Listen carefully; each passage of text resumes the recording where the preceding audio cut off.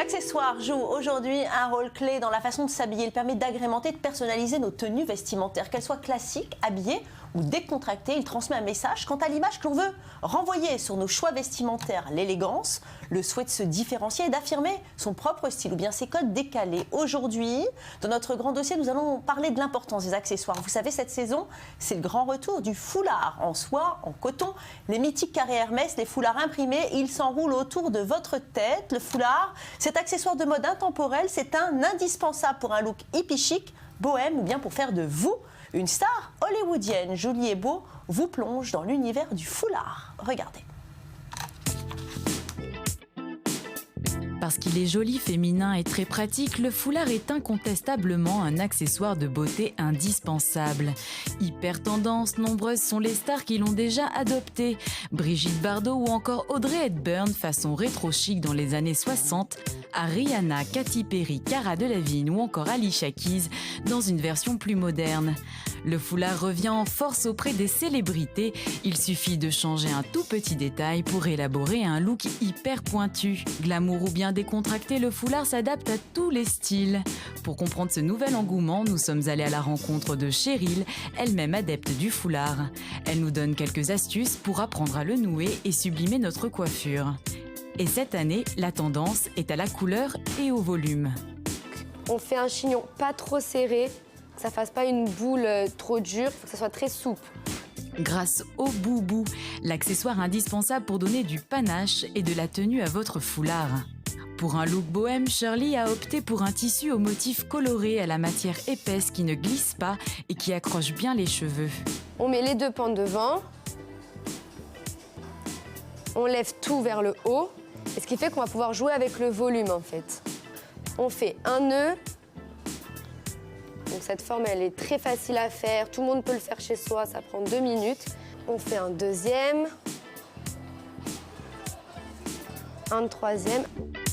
Pour jouer encore plus sur les volumes, on n'hésite pas à travailler les finitions. Et le tour est joué. Bohème, ethnique, chic ou casual, cette saison, le foulard se décline à l'infini. Avec ses tissus imprimés et hauts en couleur, cet accessoire vient magnifier votre port de tête et égayer votre tenue. Pailleté, nacré ou bien flashy, pour un look à la tendance rock, le simili-cuir est de rigueur pour cette saison. Alors, on prend les deux pans bien en haut. On va juste les croiser. Donc ça va faire un X. On passe un, on passe un deuxième.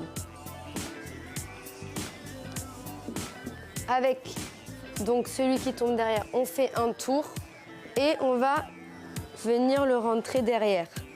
Voilà, ici. Pareil, on prend le deuxième, on passe et on vient le rentrer derrière. Et pour une touche plus habillée, le bijou de tête. Accessoire indispensable à avoir dans sa garde-robe, le foulard se plie à toutes vos envies. Une jolie façon d'égayer l'hiver et d'apporter une touche de fantaisie ou d'élégance à votre look. Et en plateau avec moi, Vital Partouche. Bonjour, vous êtes styliste. Merci d'avoir accepté notre invitation. Bonjour Valérie. Et à vos côtés, deux fashion victimes, Muriel Adassa et Isabelle Dajou. Alors Muriel, on l'a vu dans le reportage, le foulard, c'est super tendance. Voilà, effectivement. En fait, le foulard fait partie des accessoires magiques qui se suffisent à eux-mêmes. C'est-à-dire un jean, un top noir et un foulard, vous voilà super stylé. Donc, la tendance est au nœud. Alors, on se lâche complètement sur les nœuds sur le côté. Bon, moi, j'ai opté sur un style un peu pirate, bobo chic, bref. C'est à l'infini. Vous pouvez faire le style vintage. Vous prenez un petit fichu dans votre placard, hop, en guise de serre-tête, les mèches un petit peu volantes. Le style wax, très tendance, c'est un tissu africain. Et on le met la façon africaine avec le nœud en haut. Et là, vous êtes super looké fashion. Alors, à Vital Partouche, on oublie les foulards façon grand-mère avec des carreaux, une couleur peps, et ça y est, ça agrémente la tenue. Complètement.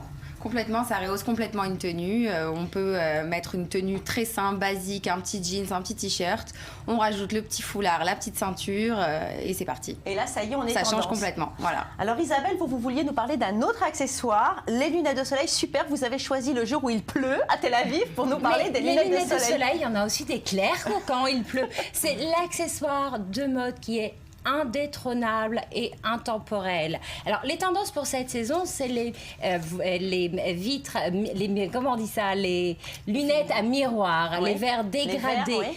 avec des montures graphiques ou vraiment flatteuses et charmeuses, vous allez adorer. Les indétrônables, ce sont les grosses montures comme Audrey Hepburn, les lunettes rondes comme John Lennon ou le modèle aviateur. Il y en a vraiment pour tout le monde. Alors, les lunettes de soleil, c'est en premier lieu, effectivement, pour la protection contre les rayons UV. Mais aussi, vous avez mal dormi, c'est le cache-cerne par excellence. C'est ça aide. Où vous voulez voir sans pour autant être vu, les lunettes, ça sert à ça aussi. Bon, en tout cas, les grandes marques l'ont bien compris, c'est un marché florissant, hein, les lunettes de soleil. Les montures griffées de luxe sont les ventes les plus grosses au monde, ils l'ont bien compris. Vous portez une marque, vous pensez que c'est le créateur qui l'a dessinée, détrompez-vous, ce sont des marques, des entreprises avec qui les couturiers sous-traitent. Il faut savoir un record a été battu. Le marché européen de l'optique a atteint les 8 milliards d'euros pour le premier semestre de septembre. Donc, après les sacs à main et les souliers, l'accessoire optique, les lunettes, c'est vraiment le plus grand avantage pour le marché des marques. Alors, vous venez de le dire, les sacs à main, les bijoux, ça c'est les petits plus qui rehaussent notre féminité, Muriel Hadassa. Oui, effectivement, comme on l'a dit, c'est l'accessoire, c'est l'élément incontournable d'une tenue réussie et qui va vous rendre unique en fait. D'accord, donc il se multiplie à l'infini, il se collectionne et au rythme des saisons, de vos envies, vous allez pouvoir, ou bien les acheter ou bien les créer aussi. Hein, c'est ce qui va les rendre encore plus uniques. Alors comme les foulards, le chapeau fait son grand retour, notamment avec la version Borsalino qui remplace la capeline cette saison. Donc là, par exemple, on a un petit chapeau customisé. Vous allez prendre un petit chapeau façon Borsalino. Vous allez le créer à l'infini avec des bandanas, des petites broches, effectivement. Vous avez aussi l'accessoire indispensable. Eh bien, c'est la bandoulière de sac, maintenant très tendance. Donc, vous avez un sac que parfois vous allez investir beaucoup. Eh bien, avec une bandoulière, vous allez pouvoir créer différents styles. Effectivement, avec différentes bandoulières, tout ça, etc. la mode, c'est très bien, mais quand on reste dans les limites du raisonnable, on se souvient toutes du film Le Diable s'habille en Prada avec Meryl Streep, la jeune Andrea, fraîchement diplômée, débarque à New York et décroche le job de ses rêves. Mais en tant qu'assistante de la tyrannique, rédactrice en chef d'un prestigieux magazine de mode, elle va vite découvrir ce que le mot enfer veut dire. On regarde tout de suite la bande-annonce. J'ai rendez-vous ce matin avec Emily Charlton. Andrea Sachs? Oui. Génial. C'est pas vrai? Non, non, non! Elle est en bas. Préviens tout le monde. Attention tout le monde, attachez vos ceintures.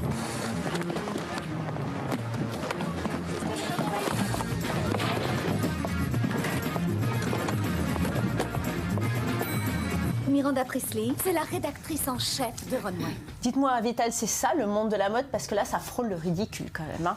Non, c'est pas vraiment le monde de la mode, ça. C'est des victimes, des fashion victimes. C'est un peu too much.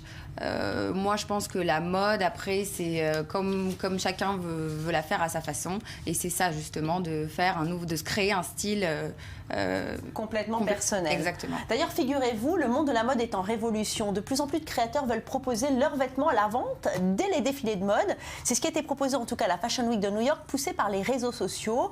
Un tournant dans l'histoire des défilés vieille de plus de 150 ans, ce qui évitera sans doute les copies dont sont victimes les grandes marques. Regardez. Ambiance nautique pour la dernière collection de Tommy Hilfiger à New York. Un défilé à l'échelle titanesque, c'est la marque de fabrique du designer américain. Mais il y a cette fois une différence majeure qui pourrait bien souffler un vent de fraîcheur sur la Fashion Week. Tommy Hilfiger veut s'éloigner du modèle traditionnel. Fini le délai de 6 mois entre la présentation sur les podiums et l'arrivée dans les rayons. Je pense que maintenant, sur les réseaux sociaux, il y a une recherche de satisfaction immédiate. Le consommateur ne veut pas attendre. Donc, on va continuer à montrer les collections sur les podiums, mais on va permettre aux consommateurs d'acheter en un clic. Rebecca Minkoff est une des premières créatrices de mode à avoir suivi cette voie. Selon elle, vendre rapidement ne veut pas dire réduire le temps nécessaire à la production des collections. Les habits sont toujours conçus au même moment. Il suffit simplement d'attendre qu'ils soient prêts à la vente avant de les présenter. Nous pensons vraiment que la majorité des gens vont adopter ce changement s'ils voient que les consommateurs l'acceptent et qu'il a du succès. Burberry, Tom Ford et Tommy Hilfiger l'ont tous adopté. Donc ça devrait s'accélérer avec le temps. Historiquement, les défilés de la Fashion Week étaient destinés aux acheteurs de l'industrie de la mode et à la presse. Désormais, tout le monde peut y assister grâce aux retransmissions vidéo et aux applications comme Instagram. Elle envisage de vendre des billets pour permettre au grand public de prendre place au pied des podiums. À côté de cela, elle proposerait des événements privés pour les professionnels de l'industrie. Au défilé Tommy Hilfiger, la perspective de pouvoir acheter sans attendre donne déjà des idées aux fans. Je vais probablement acheter des slips. J'adore les slips. Ce sera mon premier achat. C'est un de ces trucs qu'il aurait dû faire depuis longtemps. Je suis une grande admiratrice, donc c'est bien d'enfin voir que ces créations sont disponibles directement. La créatrice Misha Nonou a déjà poussé l'idée un peu plus loin. Elle a présenté sa collection été 2016 sur Instagram.